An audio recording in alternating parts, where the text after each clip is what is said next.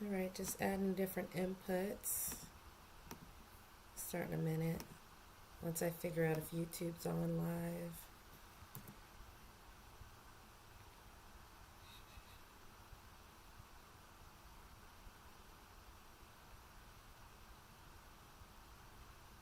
Ooh. But use the wrong thumbnail.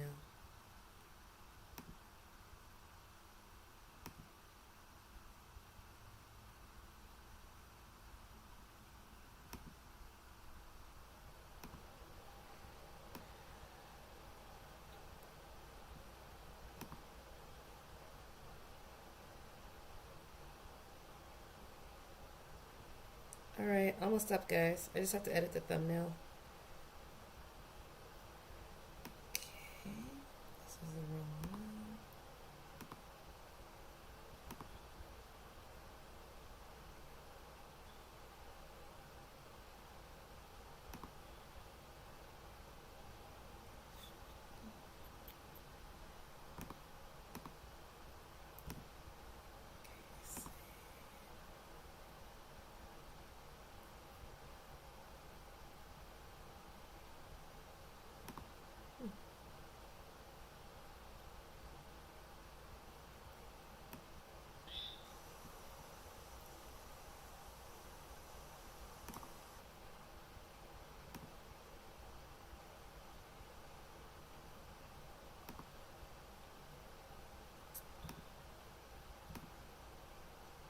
Hey Keisha, how's Baltimore?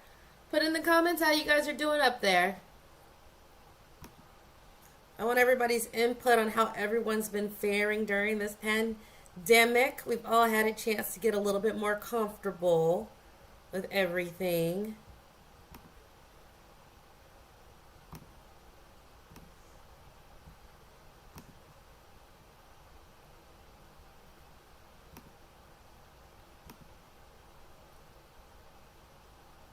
Almost ready to start, guys.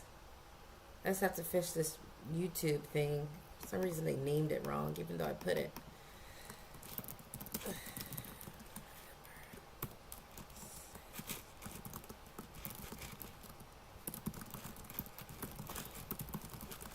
Did you guys see that? But banks are trash, and they are, and this is what we're going to do about it.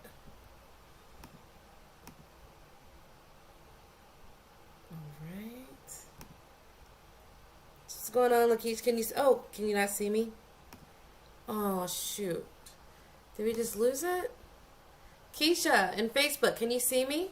Can you hear me? I can't see anything. Let me know on Facebook if you can hear me. Hey, Clarice. Clarice from Indy says they're surviving. Hey, Facebook, can you hear me? Facebook group. Let me know if you can hear me because the camera's off. But once you guys are up, we can start. Because I've just been talking to a lot of different people. And because I talk to a lot of different people, you just find out what's going on all over the world. Okay, thanks, Jeff. Hope you enjoyed the book.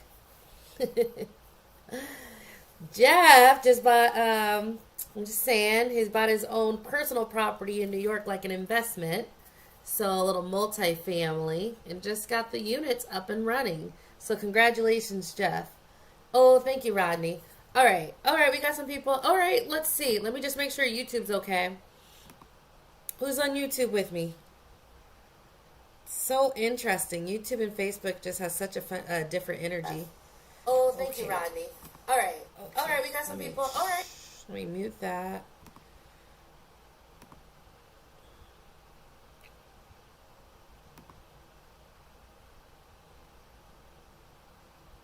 Hmm. No one's on Facebook. That's not like Facebook. I mean, that's not like YouTube. Oh, okay. Hey, Tracy. How are you doing? This isn't members only. This is public, right? Yeah, I'm pretty sure it's public. I saw it from there. Hey, Tracy. Tell me where you're from and how you guys are doing. between the people in the group and in Facebook, we have enough to know exactly what's going on all over the country, like split second. All right, so I'm about to start. Okay, thanks. Rodney said loud and clear, Lisa. So here, I'll keep this open and this so I can see what's going on in the comments. All right, so we are going to catch up on the pandemic. There's so much to talk about. Things I think are settling down a little bit. I stand by everything I told you guys from the beginning. Any of you guys went out and bought food when I told you to buy food about 6 weeks ago because of the coming food shortages? Who stocked their freezers? Did all you guys do that? Does anyone regret doing that? Because I'm going to tell you guys something right now.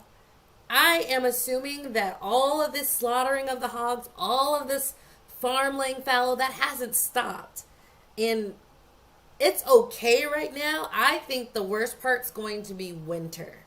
So if you can stock up for 4 months from now, it's so hard for some people to look 4 to 6 months out like that when it comes to survival. But I do that naturally. That's why I can be so patient with real estate investing and all this and that. Just the whole 1 year, 2 year, 3 year, 5 year, 10 year, 30 years. That's okay with me. Everyone's wired differently. So I say the 6 months from now, you guys should be doing. But some of us are thriving. And I say that on purpose because with all the negative information on the news, I tend to find that people who are already doing their work to improve themselves financially, improve themselves emotionally, spiritually, in their relationships, I find that they're doing much, much better. I also find that the people who have not done the work on those fronts financially, emotionally, with their relationships, spiritually, I find they're having a way tougher time. So, I put that some people are doing quite okay because they're prepared for this or they've been laying down the work to prepare for this. And it's like the universe is meeting them halfway, right? So I just want to put that out there because we really need to start having a mindset about this, about does this need to be the end of your world or can we manage this and adapt to it? And even if one person is unfortunately affected, can the rest of us lead and can the rest of us do okay so we can shelter or help or assist or be the lead or for the people who are struggling, right? Because it's all about your mindset and how you want to go through the next, for me, 18 months of what we're going through. And I've always been someone, I just refuse to have circumstances lead me on. I lead circumstances on. And I've always been like that. People have been trying to tell me what to do and trying to lead me for a long time. It's just not happening. But if you're going to be that independent and that outside of control of people, you just got to make sure you prepare yourself. And so in addition to the real estate investing and the passive income, which was preparedness efforts, so that if I ever had job loss, I'm okay, which a lot of people of you guys are going through. If there's ever a pandemic, I'm okay, right? All of that work goes into the same thing that makes me a prepper. And way before this hit, I already had my food stores. I already had this. And today we're going to go over a few things. We're going to catch up on the preparedness stuff I've been going on. We're also going to go into why the banks are trash, which you already know. Go into security right now because you can't talk about preparedness without talking about security. And I want to tell you some of the things I've done as a single woman living alone and the investments I had to make. And not just physical security, but in skill set and mindset security. And the last thing I wanted to go into alternative investments because cryptocurrency is a reality. And, I bought a full Bitcoin and a half when it was at 3,700. It's at 10,000. And yes, it's very volatile, but I want to tell you the difference between what we saw in 2017 when it ran up to $20,000 and then crashed to 3,000, because yes, it did that, versus what we're seeing now, which shows the longevity and the steadiness and the increasing whole value holding it has because they have a dedicated group of people who do believe in its value and worth and its freedom outside of the system. Remember, I'm a free bird, so anything about dealing with freedom, I'm going to be attracted to because I just don't want to be mind controlled. I don't want to be programmed, and I don't want a boss or manager telling me what to do. I've never have been like that, not going to be like that, but you have to do other work to shore yourself up, and that's what I help teach anyone who wants to listen or sort of follow my lead or is interested and wants to see what someone else has done, and that's what I'm doing. So I'm going to get into all of that. Any questions before I start? I don't see anything on Facebook. Um, okay. All right. And this just Tracy. Oh, and Richard. I've been following you for years. Truly inspiration to me. Thank you. Richard Morrison Jr. Thank you. You know, I've been doing this for about since 2013, so it's about 7 years. And I'm starting to work with people who were like 25 and now they're 32, and I'm working with them. And they're like, yeah, I've been following you this whole time. And it's really cool. I don't feel like a mama bear or anything, but definitely there's this sense of like, wow, y'all really listened to me. I came out on top, and now you're thriving. And that just makes me go, oh, and there was something else. Someone else was like, I work with a lot of investors. And my investors are doing something different. We're doing the sub 30K. We're very skillful. We're very intelligent. We see what other investors don't see. And I find that when my investors go out, like investors who've been doing this for 60 years or 50 years or 40 years, talk to my investors, and when they tell me the conversations, they're always like, wow, you're really smart. And that's also this thing where I feel like, look it, I sent you guys out into the world and look at you shine. So thank you. I'm so glad to hear you've been with me for a few years. Hey, and hey, Linda, nice to see you too. Okay, so let's talk about how much the banks are trash. Before we get into that, make sure you have your water supplies. Make sure you have your power supply if the water goes out. You guys see this weather? We have floods. We have a system over all of the United States right now that's just circling over the Midwest, and it's just raining, and it's not moving anywhere. They think the Dust Bowl can come back. They're looking at, we just had a tropical storm, which was whipping things up before this stalled system. So I'm talking about weather issues right now that are causing issues. This is in addition to, you know, farmers slaughtering their foods. Like, it's okay for things to seem normal right now, but you have to take control and lead and go, I know it seems normal, they're not going to panic us, but let's prepare for worst case scenario, because none of this is really good in addition to a pandemic where the numbers are low now, but now they're spiking. I think in Texas it's like 1,800 new cases a day. And if there's 1,800 new cases a day and they're not on lockdown, you know, 1,800's 5,000 the next day. You know, 5,000's 50,000, like in a week. So, you know, we're going to have to like understand that even though it seems normal now, I need you to act like it's not going to be normal 6 months from now. And that goes into security because we're already seeing an increase in crime. Okay? Like that is happening. If you live in New York, like a lot of y'all do, for what I'm hearing, it's like, they tell me 1980s. So they're like, people know that the cops aren't even out really. So they're just doing things in broad daylight. They're not even waiting for the dark. Like, and not to scare you guys, you know, I'm going to give you some tips and tricks and all that. And you probably know some yourself because, you know, you're adult and grown. You've had to learn how to do that. But, like, that is something we have to consider. Let me see.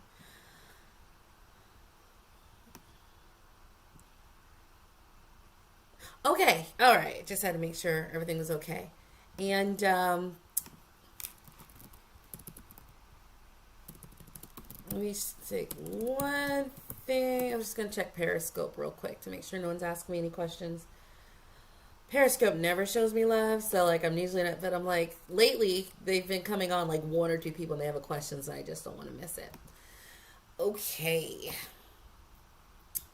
Now, so let's go into the banks are trash. So I've been talking to a lot of my investors from all over the country, and you've read the articles. Like JP Morgan Trace is saying for like a primary residence, like they want 20% down. And why is that news? Because if, you know, sometimes where the big guys start first, the others may follow. I don't know how widespread that's going to get, but I heard investments lending. I know they've cut some of my credit limits down, and we saw this in 2008. They cut your credit limit, so then that skews your credit rating because you might have had $10,000 or $20,000 of available credit, but if two cards cut it down by $4,000 each, all of a sudden you have $12,000, but your limit, your you know, your balance is still the same. So all of a sudden it looks like you're using up way more of your total debt available than before. That has a credit impact. And so they are seriously, I think, trying to like make a society of paupers or like people in poverty, because I was late on something the other day, like 2 months ago, because I thought it was an auto bill and it wasn't. And by the time I found out, it was 30 days. And I swear they dropped my credit like quite a bit. And I'm looking around and I'm hearing people saying things like they dropped my credit score by 4. And I'm just like, they are really trying to make it so we can't do anything. Now, the reason I said banks are trash is because I'm also hearing from you guys out in the public, they're not even wanting to refinance with you. Now, I have an issue with that. And I have an issue with how you guys normalize it. Because they said it like that was okay. It's not okay. So, one of my most viewed videos on YouTube from 2013, and I stick by my story, is stay away from the banks and go to credit unions and small community banks. Okay? So, I'm going to tell you about doing that. So, so I said that before because it was just like the big banks were treating me like filth. But then I went to a credit union and these smaller community banks, all of a sudden, even with my foreclosure, I was able to get credits. Yeah, the credit lines had higher interest rates, but I at least can get it. Whereas the others just took my money, which they profit off of, which they lend off of. And if you're a minority, they're going to use that to lend to other people, but not minorities. And that's proven. If you have an issue with that, read a study.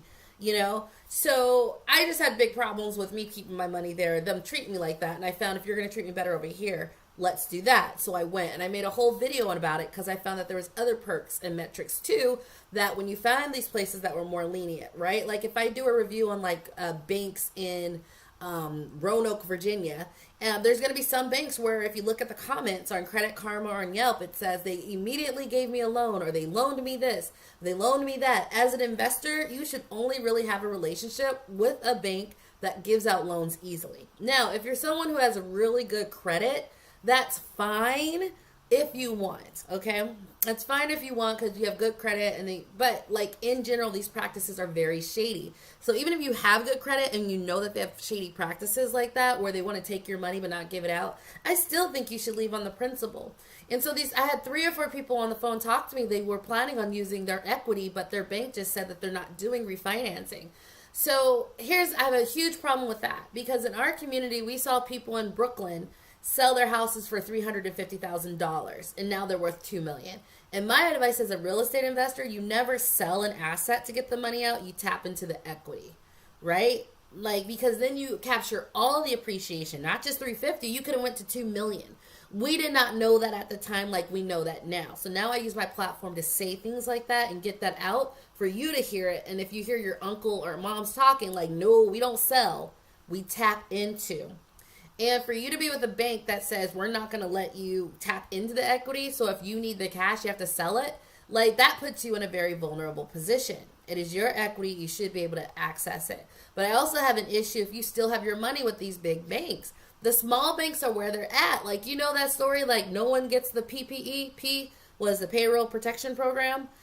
So, I know people who got them through small banks. I mean, you know what I mean? They didn't get through Bank of America and Wells Fargo and Chase, who are being sued, but they got it through, First Citizens in Virginia. They got it through, First United, and, you know what I mean? And, Tennessee, they did get it because they were small banks and they weren't playing those games, and they don't have these big guys who were asking for loans like Bank of America and JP Morgan Chase. And I remember there was someone on Twitter going, I can't believe you, Bank of America, da-da-da-da. And I was like, we've been talking about leaving the banks, especially the big banks, for 10 years. Why didn't you do it? Because when someone showed you who they are, you need to pay attention, okay? Why are you shocked that they're treating you bad? Why do you still have money there, right? It's okay. And even if they treat you well, why do you still have money there knowing that they're very shady and they're getting sued for shady stuff? And these smaller banks just aren't because they can't play those same games that these big guys are playing. They'll get smacked down. So I'm going to come here. Hey, Pat. Thank you. Hey, MedFit. So, all of you guys, if your bank is not letting you tap into your own equity, you better look at them like they're crazy and you better pull your money out, and your money needs to go to another institution that treats you right. In this day and age, there is no reason for you to stay with anyone not leading you money. I had a friggin' foreclosure 7 years ago during the height of the crisis and was able to find local banks and credit unions. And honestly, if they're black owned, even better, because, so much money goes outside of our community, and with the wealth gap, that's not going to fix it if we're not putting money in our own institutions, right? It's not going to get fixed.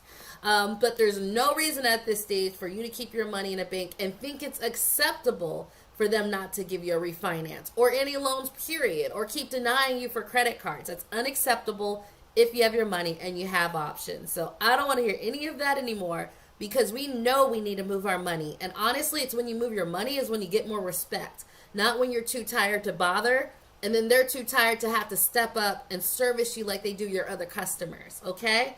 Hey, Melita. Oh, that's you. Melita's here. She was the one that said she grew up with me in her 20s. I'm glad you're here. Hey, me don't care. Greetings. You guys hear me on what I'm saying about the banks? What do you hear what I'm saying? Melita, she asked, they really cut their credit union down, the credit limit down? Yes, they did. They did it in 2009 too. Even if you were paying on time, even if everything was perfect, they just cut it. Like, I'd love to do an internal investigation to see by different racial groups how they cut it. Like, did some get them theirs slashed more than others? That would be a good audit to see the actual numbers, because those don't lie. Yeah, you know what? It might happen during this downturn. Melita says Navy Federal is a good one, but that's just one. I have like 10 banks, and they're all small, and they all treat me very well. It's one of those things where you're like, I'll just call my banker. I do too. Good. Melita said, I learned that from you. Me don't care. I think you're on Facebook and you're on my YouTube channel. Prices are still high. Fed is propping up the prices. Yes, they are, which I actually don't think is a good thing. Good. Go where you treat them better. You think that's obvious, but I think we've been so conditioned to think it's our fault. Oh, if I have this wrong with my credit, they don't give it to me, that's my fault. And I want you to take your mindset from that's my fault to no, my money in your bank keeps you afloat. Okay? I don't care if I have a foreclosure. I don't care if I have a 680. I don't care if I have a 540. You treat me right, or I take some of my 540 is a little, get it above 6. I have a 600. You need to treat me right, because you're making money and you're lending to other people off my money being deposited in your accounts and making your capital reserve balance sheet go high. So it's absolutely unacceptable for you to accept that. I want you to throw away the programming that it's your fault. They treat you right. Or you literally do a Google search on Credit Karma, on Yelp.com. You find the local small banks where they say comments like, got a loan, got this, got that. And they're out there, because that's literally, I just moved to a new town, how I found a new bank, okay? And you go to those places, especially as an investor, because we have to use leverage unless you just have thousands in the bank.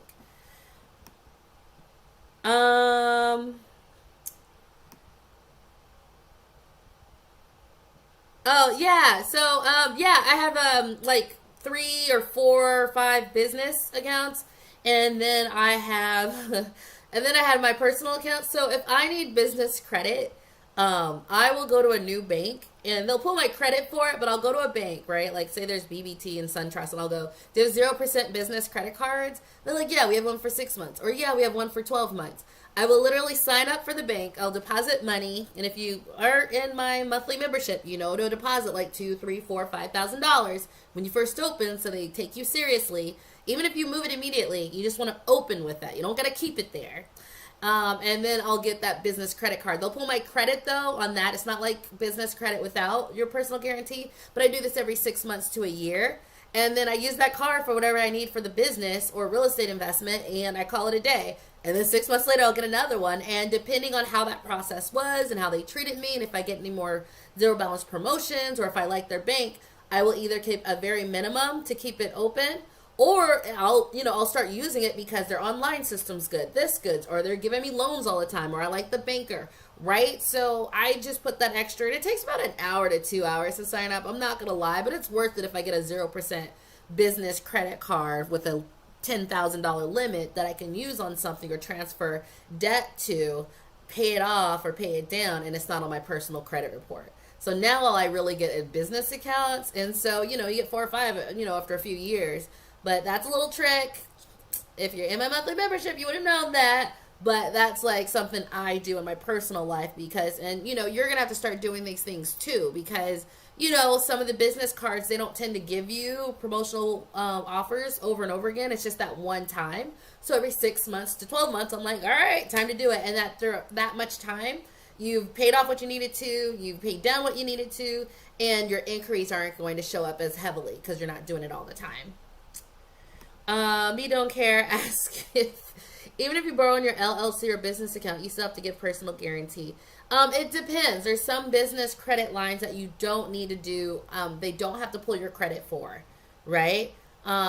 So, and then there's others that you do. Generally, if you go to like a bank, and, Navy Federal is not like that. They just went purely off the business. But generally, some banks just do it, check your credit, pull your credit, and then they'll give you that business credit. You just need to make sure you ask them if it's reported on the commercial account or consumer. Because like American Express has business credit cards, but they show up on your personal credit report.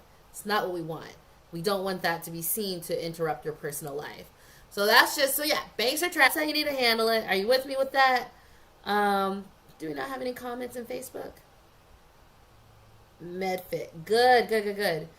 Danny Mullen says, my mortgage company actually reached out to and offered me a lower interest rate, no loan restart. Same bank. This is normal.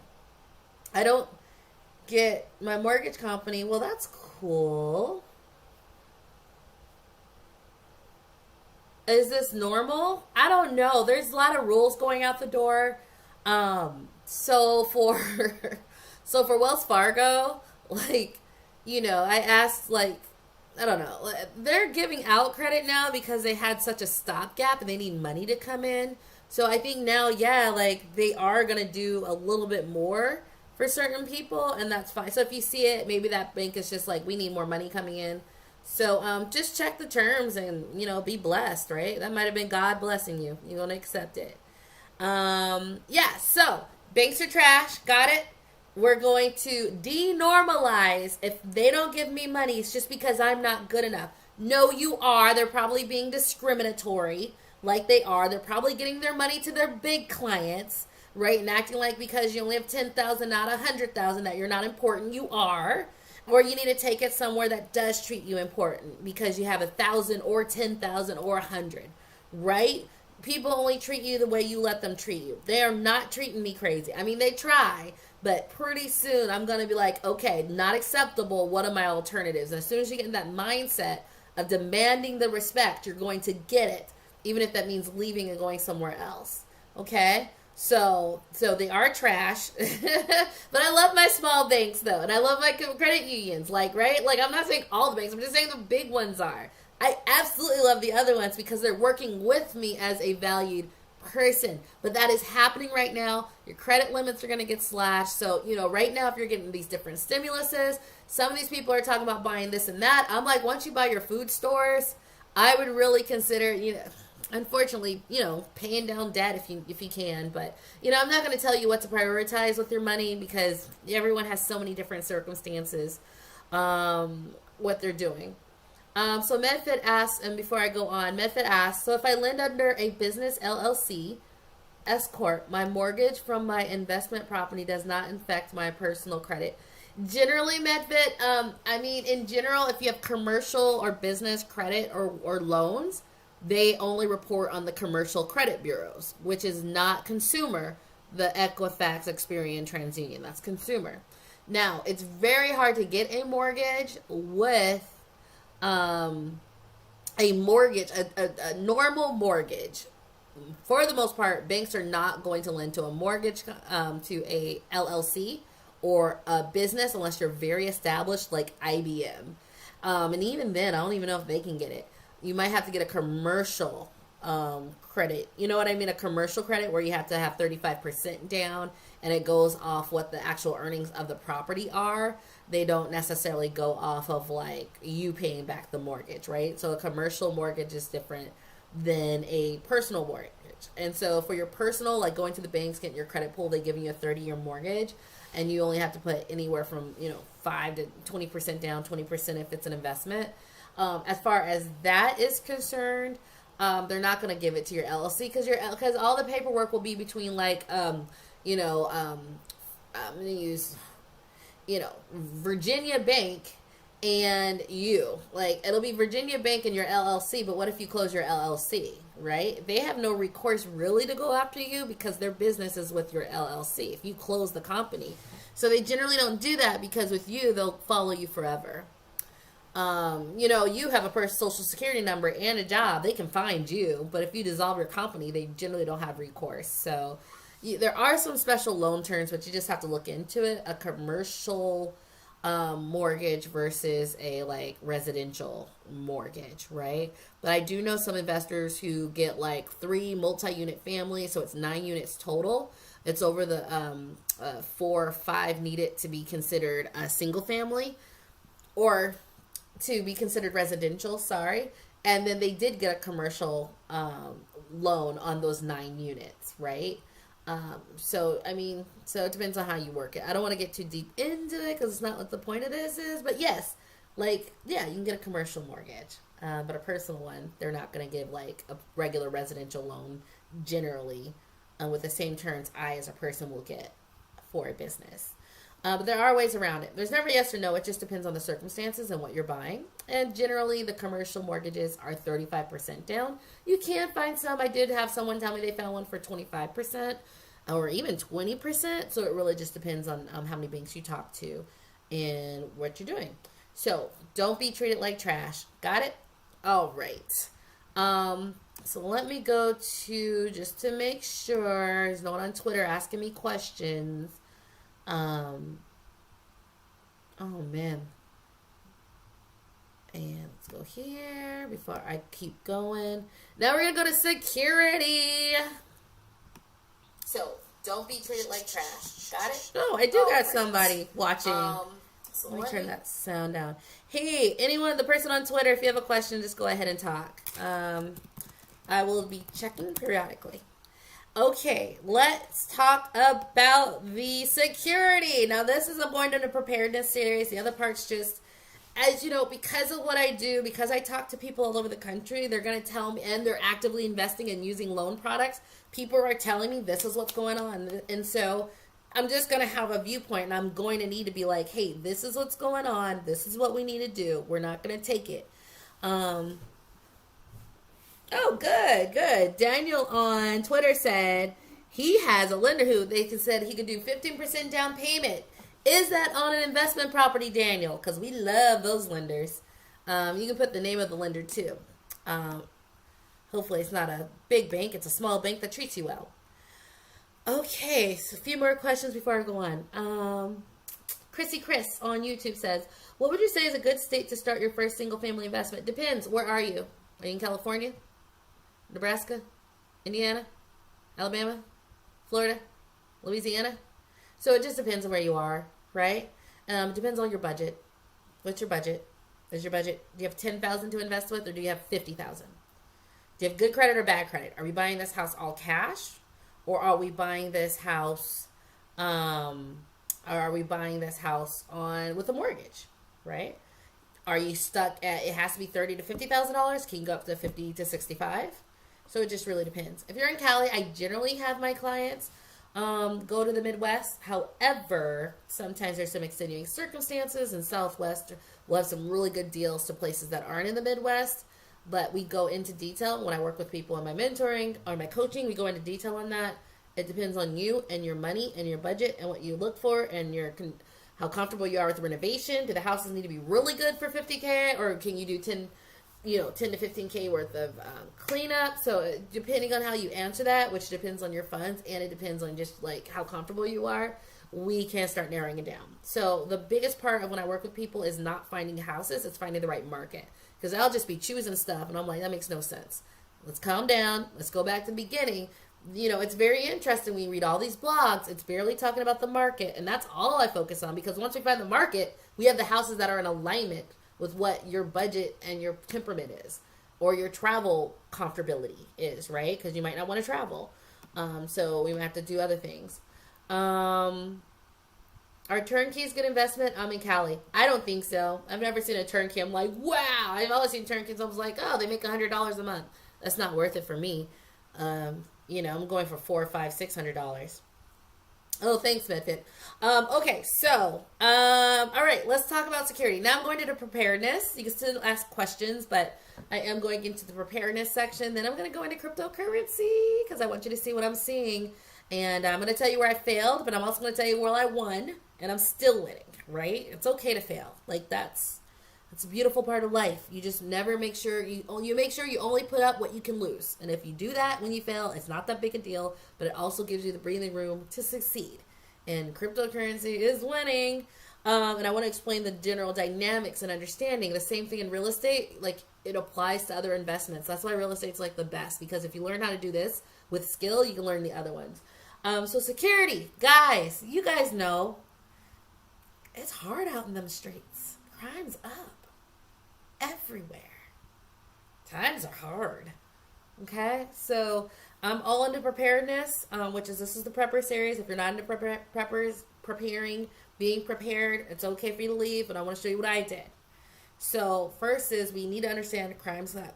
Now, if someone's having a hard time, there might be 20 different ways for them to fix it. But in their mind, they only see one. I have to steal it. Got to jack it. Got to do this, right?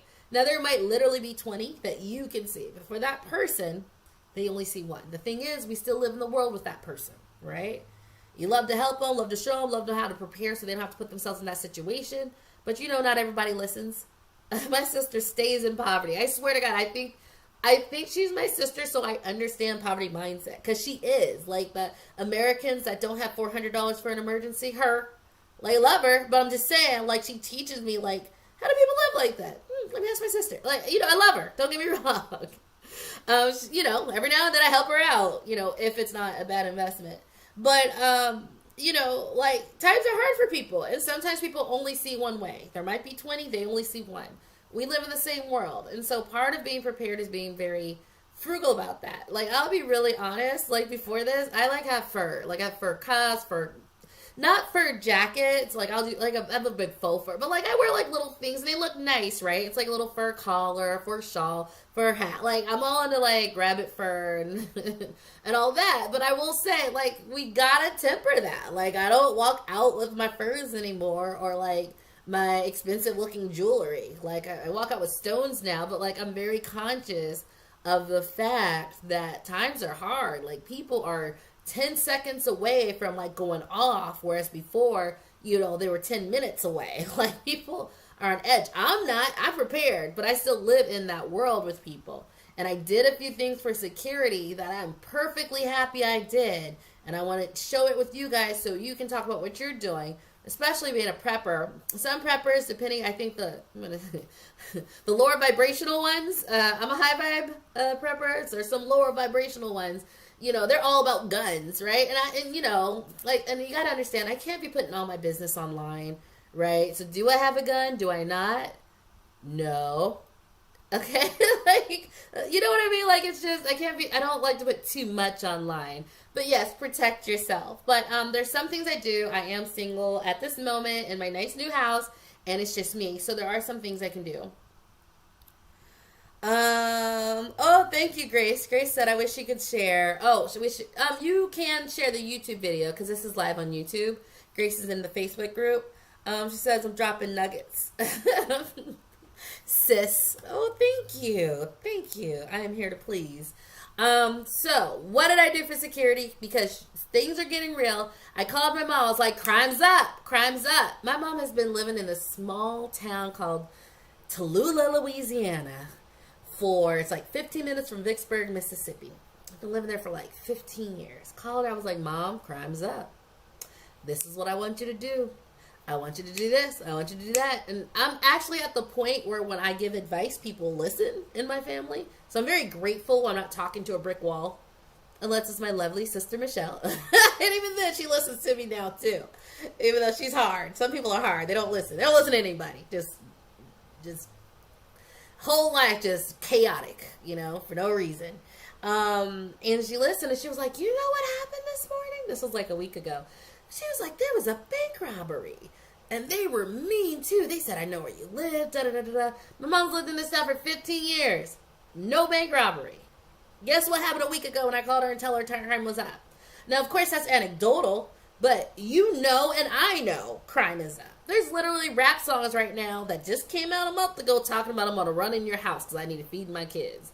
Okay? So we need to just be conscious that even though we might be thriving, other people who did not prepare for this or could not, or even if it's outside of their circumstances, may or may not be debatable, but they may only see one way to get money, right? Even if there might be more, and they're just not seeing it because of the panic and the stress, and they just don't know, right? They haven't built that skill set on how to make money or come up with money, right? They didn't spend hours on the blogs going side hustles, how to make money quick, how to make $100 in 2 hours, right? They didn't do that. So they don't see what maybe someone else, and like the people in my group, y'all know those things. You know, well, how can I make money? You've done that research and that work to prepare yourself because you needed that money to invest, right? So, if you don't know that, it is. If you're in places that are like hotspots, I think you see it worse because the police are out or, not, they're sick too. So you gotta keep that in mind. Oh, I actually got questions on Twitter. That never happens. All right. Daniel says real property versus crypto. RP has tax benefits. Yes. Amortization is actually not good, but yeah, you can stretch it out over longer. Depreciation, mortgage pay down. Oh, depreciation, yes. Tax benefits and mortgage points, absolutely. I will say that, you know what, I'll do a real property versus crypto benefits at the end before I start the crypto portion of this talk, okay? Because I think they can be used sort of similarly, to be quite honest.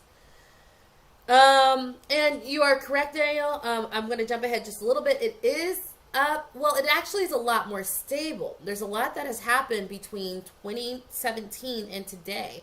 Today, it's not all of the money isn't concentrated with a whole bunch of what they call whales, people who got crypto when it was like Bitcoin when it was like $10. You know what I mean? Now it's more distributed because they sold it and the normal global public picked it up. And we're going to talk about how there is a steady fan base of people who give value to this cryptocurrency, trading it and using it because of the freedom aspect, because it's outside the banks, because da-da-da-da-da. And that will maintain the value of some of this cryptocurrency. Now, we'll go into the specifics at the end, but it is swinging, but it is definitely 100% not as wild. And right now, every major player, billionaire, and banks are purchasing. And I hope that more normal people purchase versus the big institutional investors and hedge funds that are getting in. Because then you don't have one person who can sell and flood a whole bunch of Bitcoin at once, which we know that is something they can do to manipulate it and drop the price for whatever reason. I think the banks bought a lot and dropped the price just to get people who are going into crypto out of it.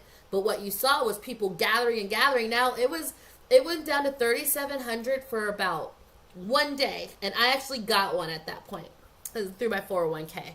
And it went right back up because there's a dedicated global audience who gives it value, who uses it, works with it, trades in it, and then trades it back to American. And I'm going to go into what's happening over the last 2 years when it had that big run up and crash. But what that did was create so much awareness, regulation, and a foundation beneath it. I'm not seeing wild swings to me. I see no more wild swings than what I would see Amazon, which might go 2,000 to 2,300 in a day, to be quite honest. And that's because it's sort of more dispersed, and that's how we want it. But big institutionalized players are trying to get as much as they can, and we'll talk about that later. All right, just jumped in because he called me, and I just want to, we got to talk about it. But let me finish up the security and the preparedness and what I want you guys to do. But yeah, so ladies, you got a gun? Get one. There's nothing wrong with it. I think especially, I make it very clear that I am really into talking about black professionals, black community, because we do have generational wealth. We do get treated unequally by the system, and I want more responsible gun owners out there, even though I do know that comes with issues with the system. But still, I went ahead and got, you can go on meetup.com, or you can go, there's like a Black Rifle Association, and, like equivalent to the NRA. And there's also meetup groups that teaches women especially, but men are in the group too, because they don't have anyone to show them how to do how to load, fire a gun, and how to, what you're not supposed to do, what the law is, how to deal with the cops, how to deal when you have it, if you have your concealed carry, and all of that, and sort of the laws and how you're supposed to do it, and not brandish, not get drunk in bars and take it out and show everybody. The difference between when you're supposed to shoot and when you're not. And that's a skill set development. I recommend everyone do that. I will just say this to the women. I know when you shoot men that you go out with, they can't listen. I know they're like, oh, you don't want a 22, you want a 44. You're like, 22 is fine. And I can't even load a 44 or a 38 because it makes my thumbs hurt trying to get into the gun cartridge because it's very strong. And I swear, it like broke my thumb.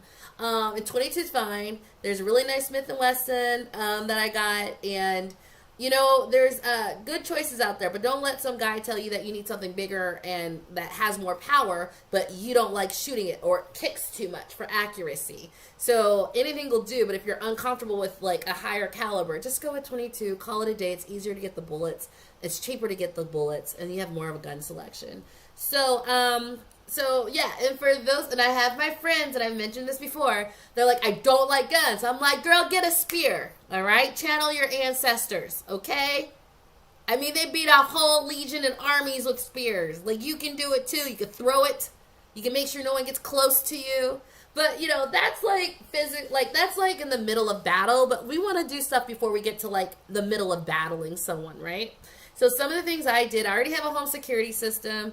You know, you can get your own for like $15 a month with Nest or something, which has really good cameras. I like Nest. I had one for my baby, for the baby room, but I thought it was really, really good.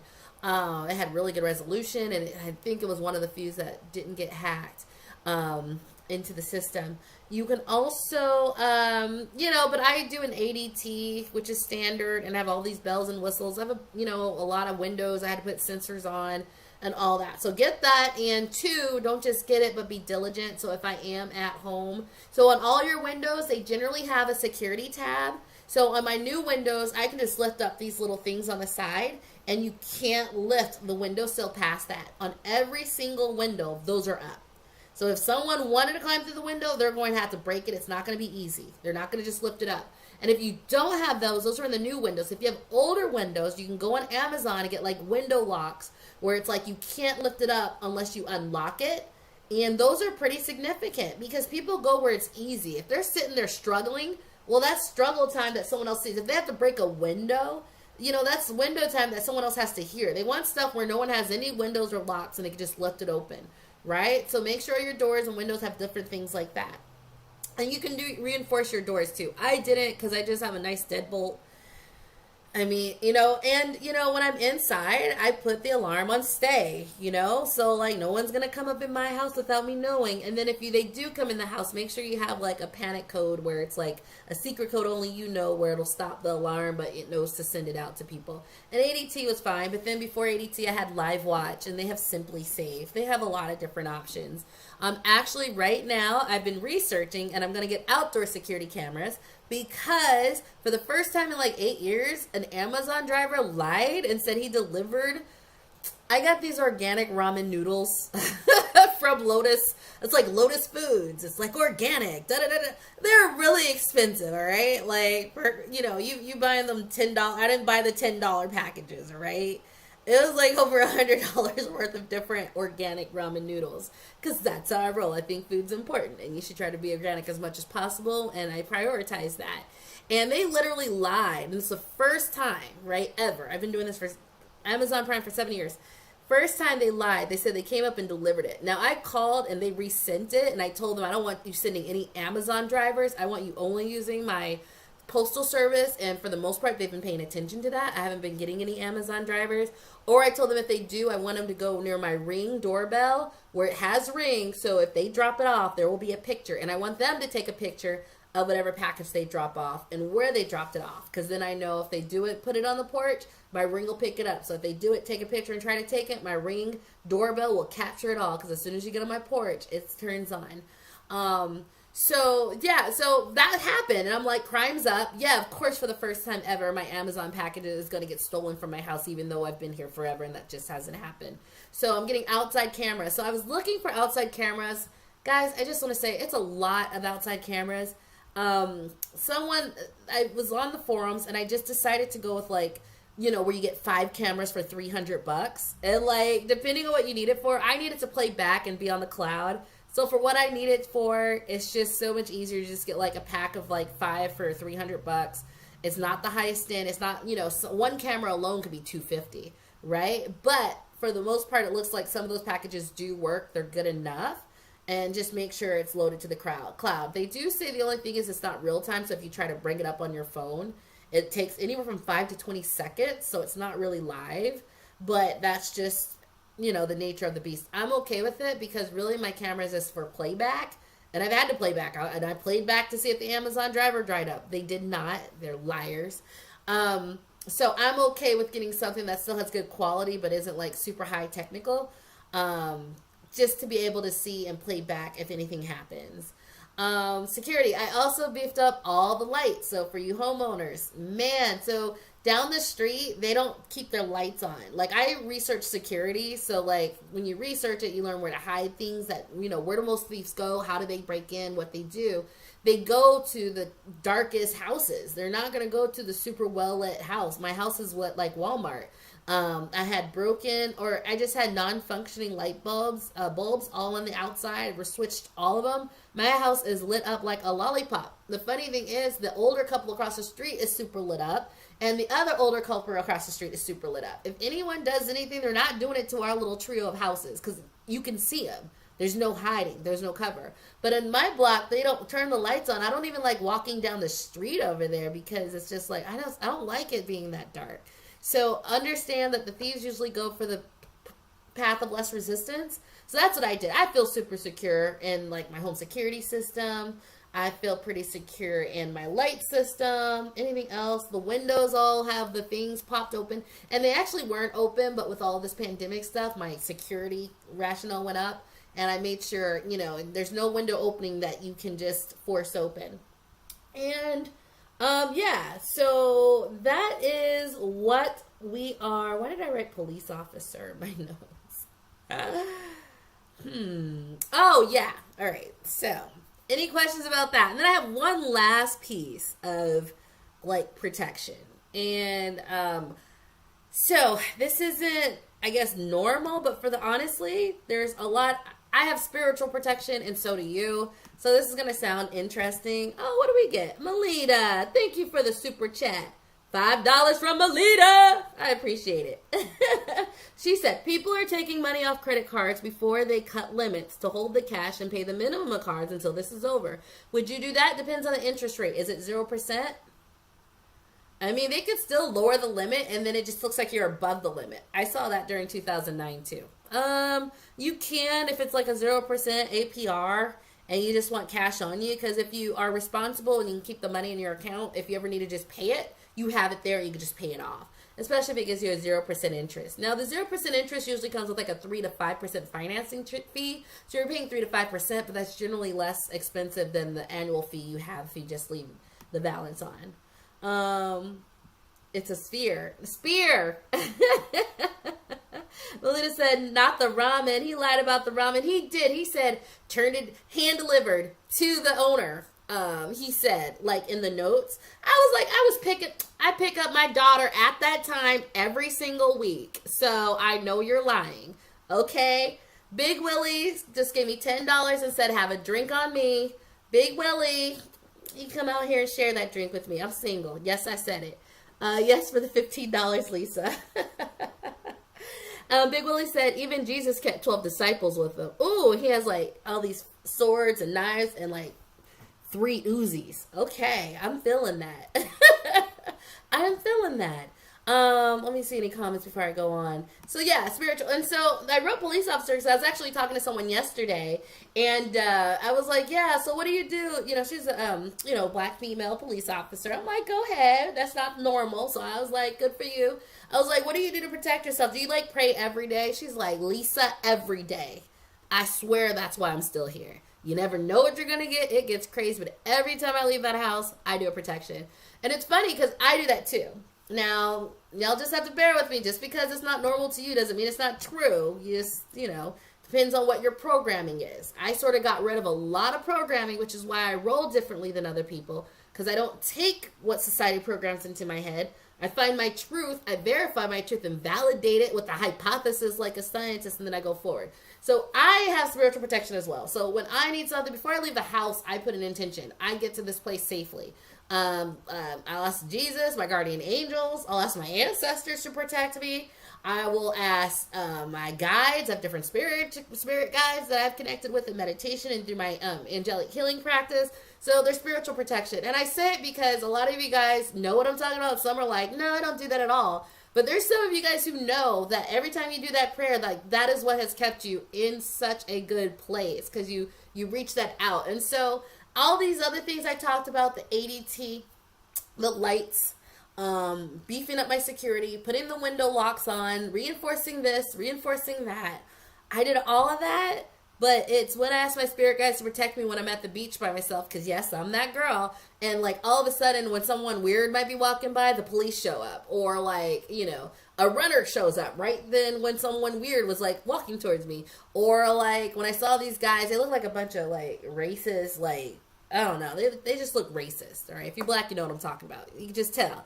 I remember I was like, I don't want anything to do with them. They're right in front of me when I was getting gas, and, like, I asked for protection, and all of a sudden a big truck comes and pull in front of me, right? So, like, when you know when it comes to the spiritual. So, yeah, I have all that other stuff, but I know if I just ask ahead of time, like, I'll be protected. I just want to put that because I'll be quite honest, like the spiritual protection and asking and praying and making sure like that spiritual aspect is working on my behalf as well as what I physically doing is a part of it. So I just wanted to put it out there. Some of you guys know exactly what I'm talking about. Does Facebook have any other questions? Facebook, are you still on? Let me know. Are you still on? Can you hear me?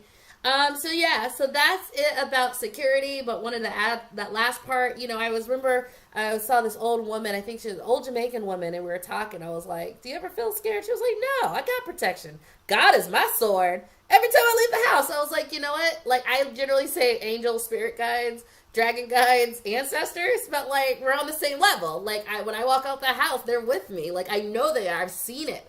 I've seen it in so many different ways. So those who know. So yes, I did all that other stuff for security, but you know, spiritually, you can ask for help too. And that divine intervention, it's just like all the time.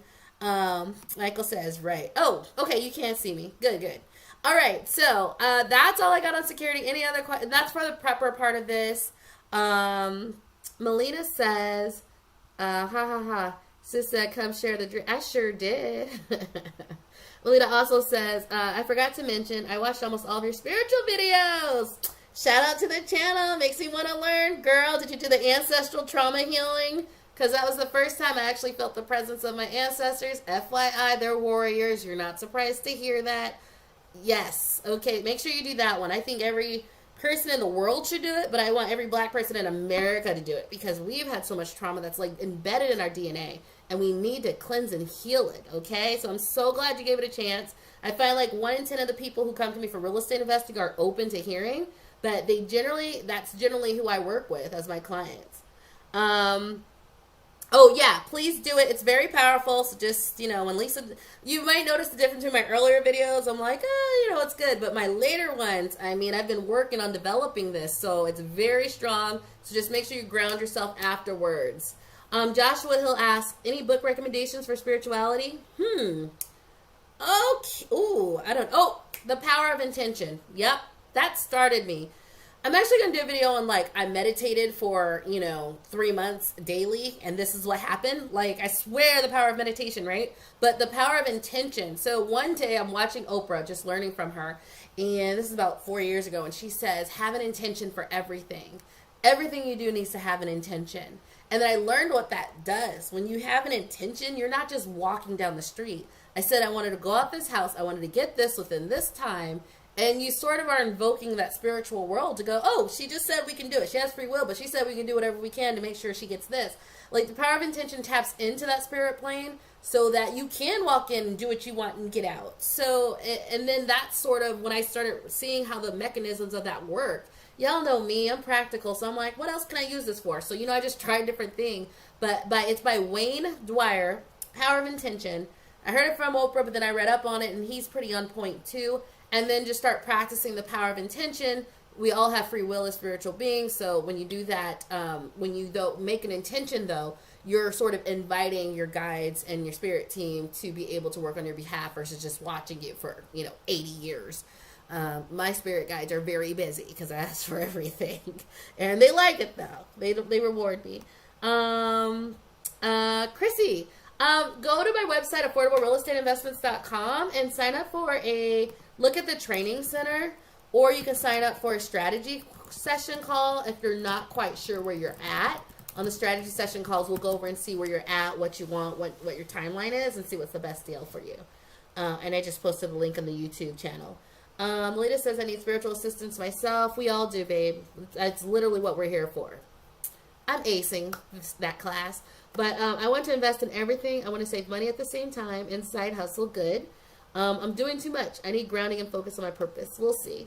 Hey, well, half the people I work with in my healing practice come to me from real estate, so I'd love to work with you. So you can also sign up for a session then, and we just go over what your priorities are, and then channel and see what guidance we get from the ancestors on what you need. All right, so yes, I just went into that because that's my life. Not only am I a best-selling author and real estate investor, I'm a really good manifesting spiritual healer. Okay, now let's go into the last part, which is cryptocurrency. Gosh, I gotta tell you, okay, listen. So in I think it was 2017, Bitcoin was like, now it's 7,000, now it's 8,000, now it's 9,000, now it's 10,000, now it's $20,000. People were buying. People, I think, took home equity lines of credit to buy, and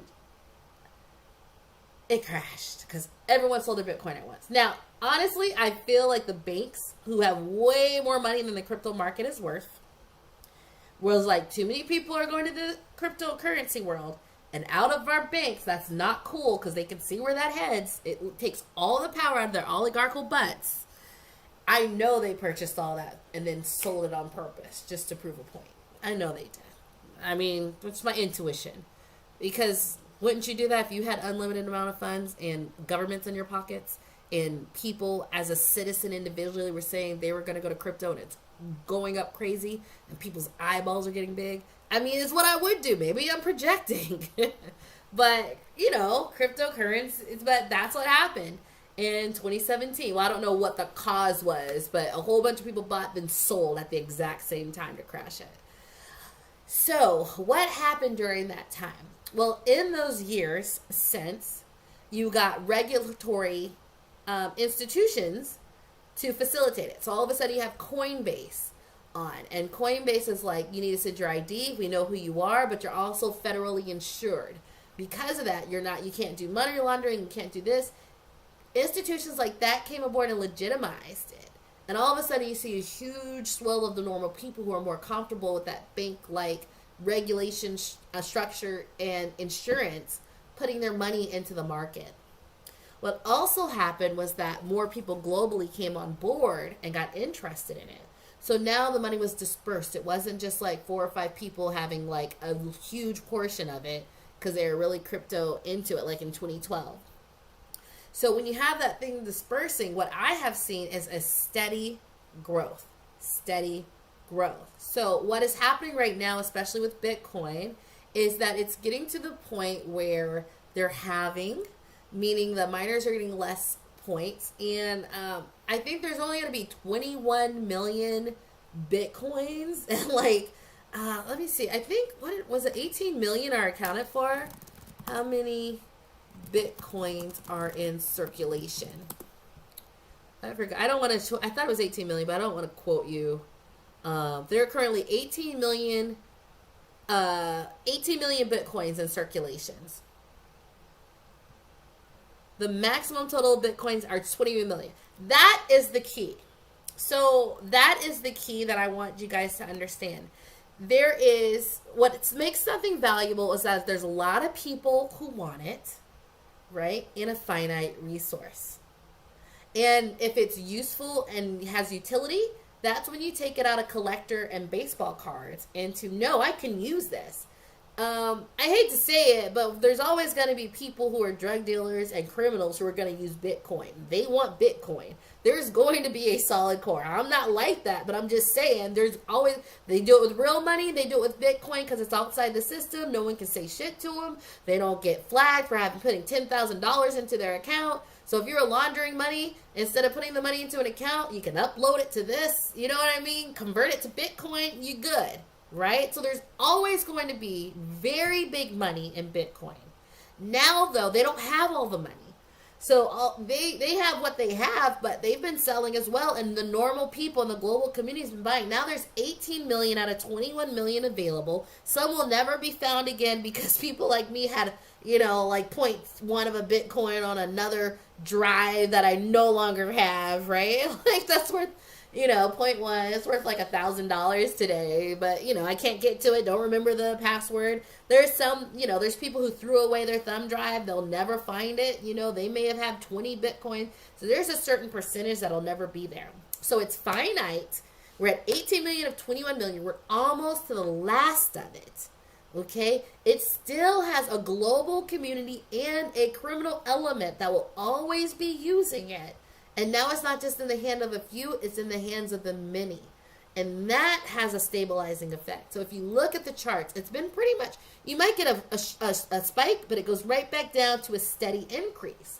So the thing with cryptocurrency I'm learning from this process is that once you get to that point where they're basically all like, you either have it or you don't, but it's still useful, it's still a utility, people will still buy it to facilitate transactions that they don't want to see, you're going to get that stability. So as like the last Bitcoin, the 21 million, right? You have 3 million left.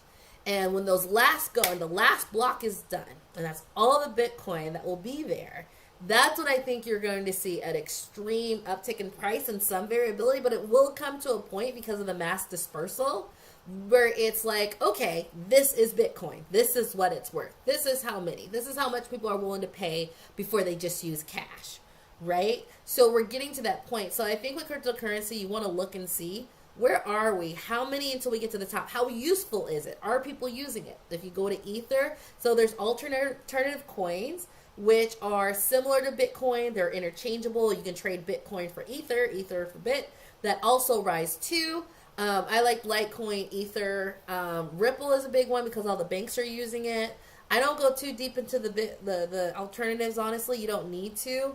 You just want to look at the ones that are actively being used by a lot of people and maintain its value. And I lost during 2017. So I won on Bitcoin because I bought Bitcoin low, but I lost on Ether. I bought it at like, a little embarrassing, but I bought it at like $700 per Ether, and now it's like 200, right? So I lost big on that one. And I actually just kept it because for me, I know this is the future. I know there's more people, so this is what you need to understand. It's finite, and there's a dedicated group of people like me who are always going to hold. And I've been buying $200 worth every single month. But there's people like me who completely find the value of it, 100%, right? And I'm going to tell you why it's sort of like real estate and tapping into the equity. 100%, I'm putting my extra money into it because I can use it and it is appreciating. But even if it doesn't, it's like, you only put what you can afford to lose into it, right? But it's also a reality that the Bitcoin is finite and coming to the end of it. And that's why, to me, that's why there's so much stability. And that there's a core global group who will always be interested. There's going to be people in Singapore who have Bitcoin and want to change it to USD. And it's just easier through that than through a bank for whatever reason of their past and background. Or people like me, I don't even like the big banks, right? So I don't want anything to do with them. But you can sort of read some of these trends too. Now, the reason I'm actually upping my stake from $200 a month to $400 a month in Bitcoin is because, so you can actually use Bitcoin and they have like 8 reputable loaning options. So you can tap into the equity. So I don't have to sell the Bitcoin, but I can get a loan where I have to put up 50% collateral or 90% collateral, but I'll get a good interest rate. And it's either like a line of credit, or it's like it's a line of credit, or it's like a cash out payment. They'll have origination fees and whatnot, and it's all completely transparent. Now, there were a lot of scams out there that took a lot of people's money, but they have about 8 reputable ones. So you can put like loaning against your Bitcoin. And I love that option. The reason I'm upping it is because I can do that. I can not only get an interest-bearing account, so some of those same accounts that will lend to you also says if you keep your stuff here, you get 4.5% up to 8%. Now, FYI, if it says 8%, that's not sustainable. There will be a point at which it comes down. But while you're there for a ride, I'll take 8.5% for just staking it there on a reputable company. Now, of course, you got to make sure it's reputable, that it's been around, and make sure you only put in what you can't lose. Don't put your life savings in there. You should know better, right? You know what I mean? Like, but maybe you put X amount, like 10% here, and get 8.5%. Maybe you've been buying Bitcoin like I have, and you have like a couple, and you're like, okay, well, let me loan against it because I need a $10,000 loan, or I need an X amount of loan, and then you just make sure you pay it back. As long as you pay it back, you can get in it. But if it goes from 10,000 to 20,000, you get to capture that. So I'm actually really liking it because we are coming towards the end of how many are in circulation. It still has value. It's always going to have value to a certain criminal element. And I'm not saying they're good or anything. I don't mess with those people, but I am saying like it's going to keep the value of the currency at a minimum. And if you look, it dips a little bit. But at this point, unlike 2017, when it dips, people buy. And people have been buying since it went from 20K to 3K 2 years ago. And now JP Morgan Chase is buying it. There are Saudi millionaires and princes who are trying to get 25% of the entire Bitcoin market. So they have private brokers trying to talk to other people to see if they can get it and take it offline. Like, this is, you know what I mean? Like, at this point, the value is seen in its utility. And they have a core base of people like me who've been buying it $200 a month for 2 years, right? So there is a reality that there's going to always be some value. Do I see it crashing? No, because I saw it evening out, and I saw a lot of whales selling when it crashed. But I also saw a lot of people, different people, new people. If you look at the numbers, Binance is like a new forum. Coinbase is a new forum. And all of those new forums. And FYI, I think I get like a 10%, like, I get money for keeping my Binance coins, which I purchased because I purchased at like $8 and now it's like 16, like 2 years ago. Like, I get interest just for keeping that. So there's like all these different interest accounts where you get like paid and the coin you're in. But because of the stabilization of Bitcoin almost going there and the intrinsic base of people who are going to buy it and the distributed nature of it, like, I just don't see myself losing. So if you can do like $100 or $50 a month, Cash App just said that they're going to do it where you can buy, in the Cash App, you can buy Bitcoin every single month. So, $25 a month will just automatically purchase Bitcoin. Right? So look into those things. I have mine with Coinbase, but I don't mind doing a smaller portion in addition to the Coinbase with Cash App because I like the idea of my items being in separate locations. Back in 2017, I went to Cryptopia, which was in New Zealand, and they had the assets frozen by the government. Now, I think I had about $500. Nothing I want to lose, but, it's not killing me. And, but they went under, right? So, where's my money? There, and I go to the website, it's like, we're working on assets and da-da-da-da, you know what I mean? So, I don't know if I'll ever get that again, right? So when you get to the highly regulated places that are really taking it serious and working with, like, institutionalized players and who have that, like, that insurance for you if something gets lost or whatever, and who seem to be above board, I just like diversification at this point. But every major player is getting in the market. So I say that because the Fed is literally just printing money and printing money. We're responsible for that. But what if we get a Congress that's like, I'm not paying that. I'm not cutting Social Security in order to pay this. I'm not doing, what if we get you know what I mean? And all of a sudden our debt rating's like trash. Like, it hasn't happened yet, but after Trump, I think anything's possible. I just like it as a hedge against the US dollar. The US dollar is literally worth less now. If you're paying 20% more for food, which is one of our major expenses, like, that's 20% inflation. Like, I don't think that'll ever go back down no time soon, maybe in 3 years. So it's a hedge against that. And the worse that the spending is, and they're just spending trillions for the stimulus, and hey, I got my stimulus, that's cool, right? Like, I'm not knocking it, I'm just saying that there's an effect. So I did up my position in my solo 401k to gold. And I am upping my position in Bitcoin. Why does this matter? It's just, I don't want you guys to not be on this train because it left. There's a destination, and I've seen so much goodness and stability on it in the last 2 years. I'm like, this is really it. Like, we're getting to this point where 3 million more are going to be mined, and then people will still want it, but you can't get it unless I sell it. But you still want it? Well, how much you gonna pay for it? right? Like, I really feel like I'm going to be like, we're some gatekeepers. That's why when it goes low now, it's only for a brief moment until more people buy. So that's my cryptocurrency spill. I really do think diversification, even if it's $25 a month or $25 a week, $25 every 2 weeks, will be very beneficial. And those are my reasons. I could be wrong. I've been wrong before, but I feel strong about this. So let me see if there's any questions. Since then, how can I join the program? I told her, said that.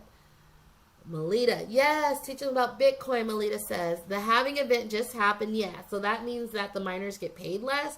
I think it's made to like slow the miners down so the last 3 million gets stretched out or so. This event slows down the production of coins by lowering block reward for the miners. Yes, okay, I was right. It protects it against inflation, right? So it slows it down. So you just don't have this overproduction. They're not making as much. And then with the energy costs going into it, you really have to be careful that you're not spending all this money in US dollars for the energy it requires to do that sort of mining on a high, with high CPU usage. Melita says, I have my half of a Bitcoin sitting at $5,000. I know, right? It's a great investment. Keep sharing the info. Oh, I got to get my people up on game, even if it's $50 a month. Big Willie says, I'm using the shutdown to focus on real estate and fitness. Oh, me too. Me working out daily. I'm with you. Big Willie says, I'll check out your coaching products. Okay, thank you. You can always sign up for a strategy session. Melita says, one coin will eventually be 1 million per coin. Girl, where are we going to go when there's all 21 million there? People like me are like, I don't have to sell it, but I will if you pay me enough. Right? Like, what?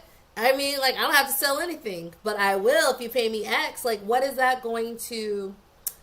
I mean, that has a significant effect on the value. I don't have to sell my Bitcoin, but I will if you pay me enough money to.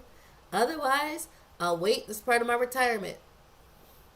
So, I don't know how long it's going to be, but I think it's going to be pretty significant when they're all used up and it's very mass and dispersed. And there's people like these Saudi princes who want 25% because they want control are asking for it. Now, I don't want one person getting control, but if these mofos offer me enough money, like in principle, I don't want Amazon getting more control. So I put my books on other sites and I lower the price on the lower sites. But I mean, if you offer me enough, here, take the 25% of the share.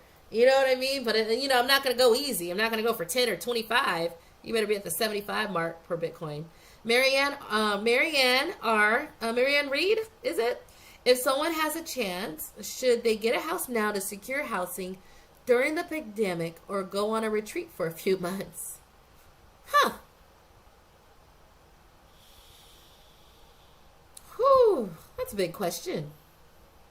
So I'm assuming the person maybe doesn't have housing and they're like, do I buy a house or do I go on a retreat? I want you to watch it on, I did a video on the banks and how the banks and the government can prop it up so that the houses pricing does not fall the way we think or expect it would with all this unemployment. So in general, the housing prices are going to go lower as long as they keep these, if they get more stringent on their loaning requirement, if they lower everyone's credit score, like I heard, they said there's too many people with 700, so they want to lower it. If they do things like that, and the current situation and the next stimulus doesn't come, you will see lower prices. But we also know that the banks have a way of keeping the prices artificially propped up on houses by not releasing the inventory. You saw that when you saw people who were getting foreclosed on, then all of a sudden they were living in their house for 3 years rent-free, right? Because they were like, we have too many houses on the market. Let's keep the people inside so they do the maintenance and we're not getting HOA violations we're responsible for. And not just that, if they pass a stimulus where it's like everyone gets $2,000 a month, we're not going to see those type of downward pressure on the prices. We'll sort of pick up where we left off, in my opinion, which is also going to, printing unlimited money, and also goes into why I like a share of crypto, which has been hedging it's been going up with inflation, just like gold has. Okay, yeah. Okay, so that is what I would say. I would, so just weigh it. Do you want to wait into that worst case scenario, or, is the retreat safe, and do you want to be in another country? Because honestly, I think this right now is calm. I think it's going to get worse. I think this is the calm before the storm, but we have a mutating, more deadly virus coming. We have, right now we're eating our frozen stores of food, but there's going to come a point where there's no food and we have mass flooding and this and that.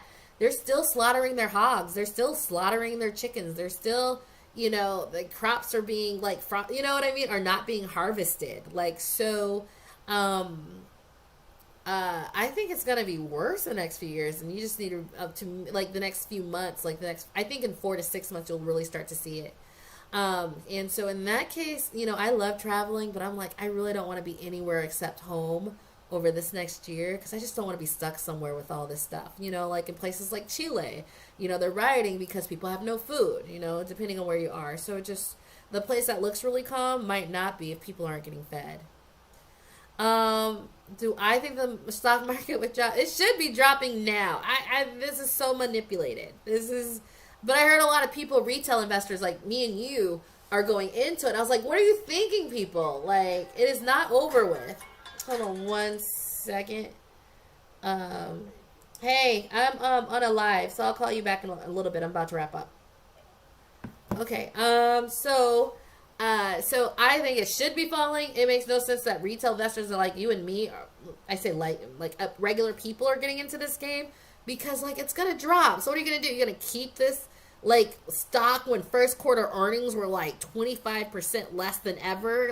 All these stores are closing. I don't even get it. So I'm not buying until it drops personally, and it should drop. And is it going to? I don't know who's manipulating it.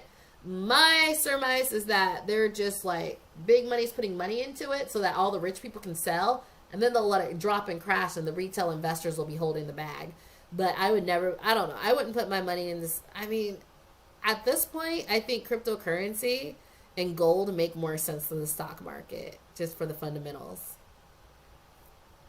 Oh, you know what? If the retreat is in this country and it seems safe, you can get the heck out of town if things go crazy and get back home, go for the retreat.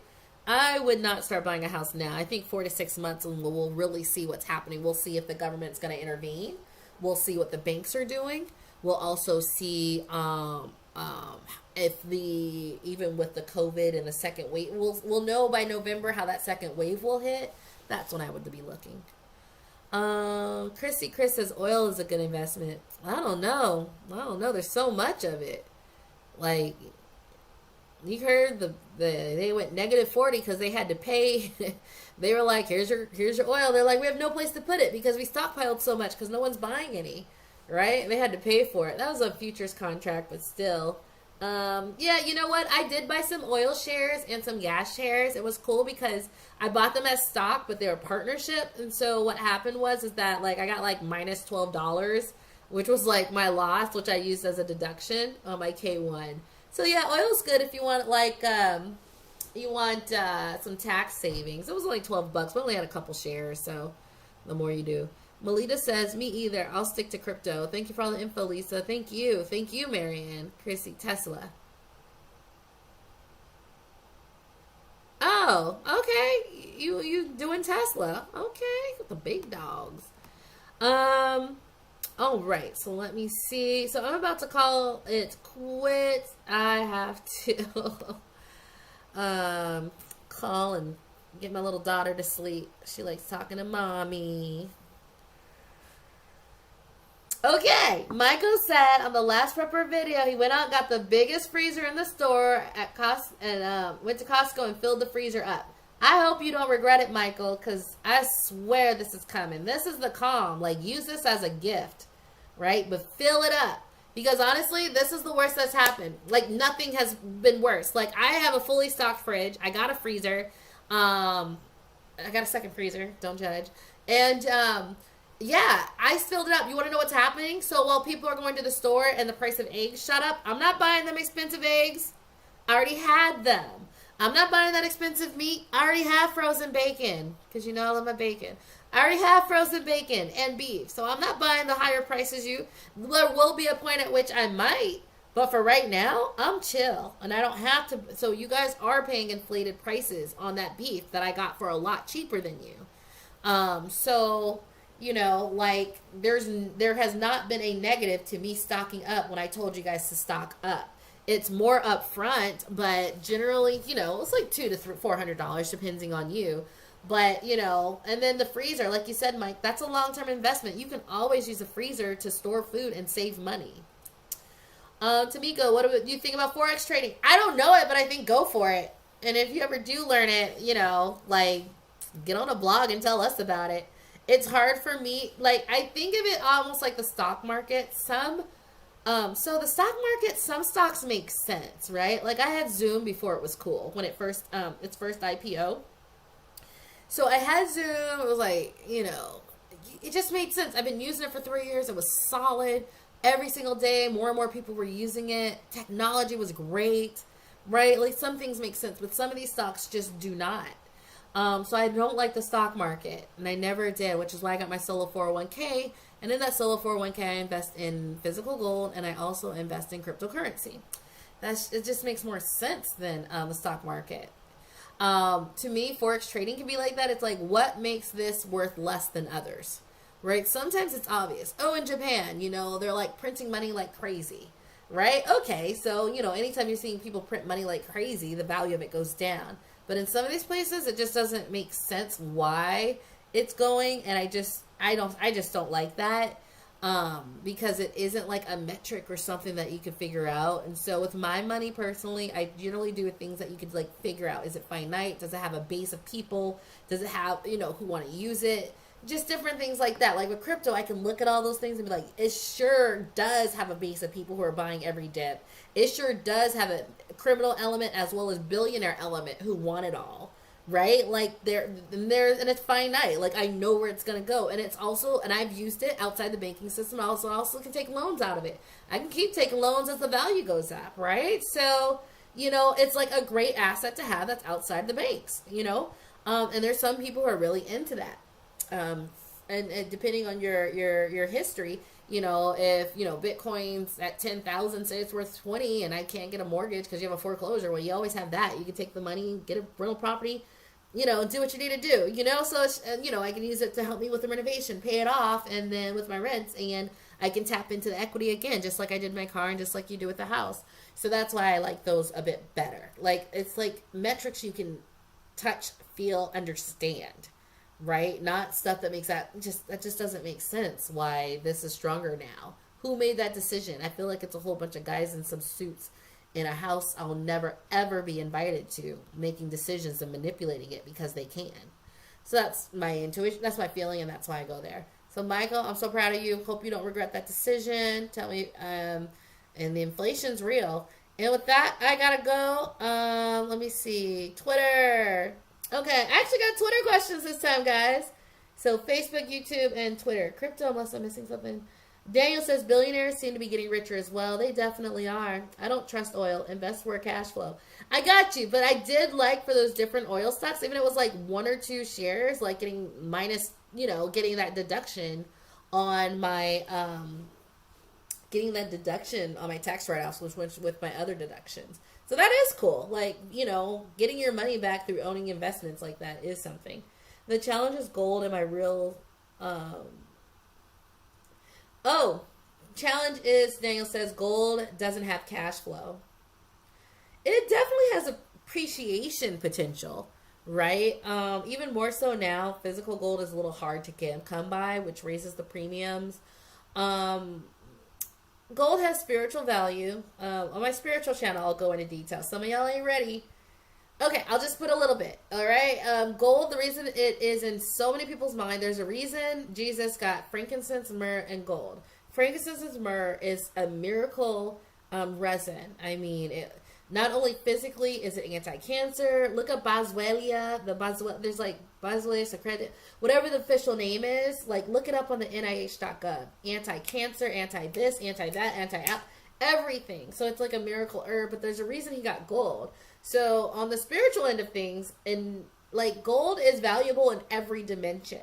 Every dimension that's out there, every realm that's out there, gold is important. So that is why in this physical world that we're in, gold stays important. So it's more than just the value of it. It's value because there were at some times. Oh, so I was looking at the Mayan history, and some people project that Cocotan, which is like the winged snake serpent with feathers, which is everywhere all over Mayan artistry.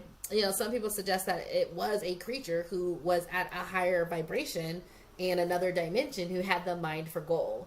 And there wasn't the only person that had humans mining for gold. I know that sounds crazy, but aliens exist. Like, you know, you're going to see a lot more of this world start coming down and understanding that we're not alone, and we do have access to a higher spiritual plane.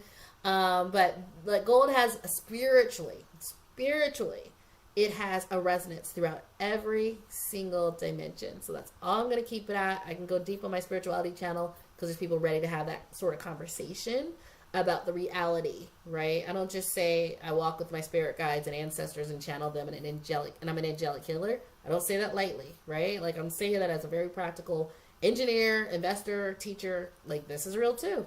Not everyone's ready for that. So that's why I like gold, and it is appreciating because right now you can't even get gold because the mines are all closed because of COVID and protesting, and people are hungry and they can't get them shipped, and exports are banned, and so it is appreciating, but no cash flow. It's sort of like a hedge, and I worked in IT, so I had a lot of people from India and Asia who were my coworkers, and every single one was like, "Of course you take gold, and you buy 2 ounces of gold every year." Just every year. And then at the end of 18 years, you have enough to retire. So, like, I accepted that mindset before I got into the spiritual world and find out about, like, oh, wow, there's a spiritual resonance with gold. Like, it's very big and it amplifies this. But I was doing it just because I was around those different Eastern influences. And they were like, you just do this. And then when you retire, like, gold's going to go up. Like, we want it. Like, there's always going to be a market for it. Just like Bitcoin, there's always a market for people who want it in physical form or jewelry form.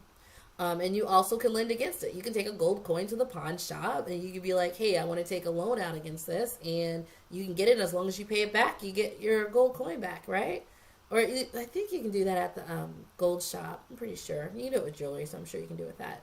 All right, guys, I got to get going. I've been on. Thank you guys so much. If you liked it, just leave your comments. I hope this was helpful. We went into 3 different areas. But I'm going to tell you right now, I'm thriving. I have not missed on any of the things I told you. I did myself. I haven't missed, okay? I'll let you know if I do miss. I haven't yet. And like I said, we have to be the ones. You have to have someone in the group that prepares for the worst, okay, for the ones that don't. You need someone in the group that does it, okay? You just do. And with that, I will let you guys all go. Thank you guys for tuning in. And thank you for Daniel on Twitter, right? Like, Twitter never gives me love. It was really, and B Sharp too, and Donnie Quest, and Kale, okay, Kale P. Escott. Thank you guys. Twitter is usually like a little dead for me, so it was fun that you guys joined. I hope you got value on it. I have my other prepper series on my YouTube channel and in my Facebook group with 9,600 wonderful, beautiful Black investors. You know, it's diverse, but it's mostly Black.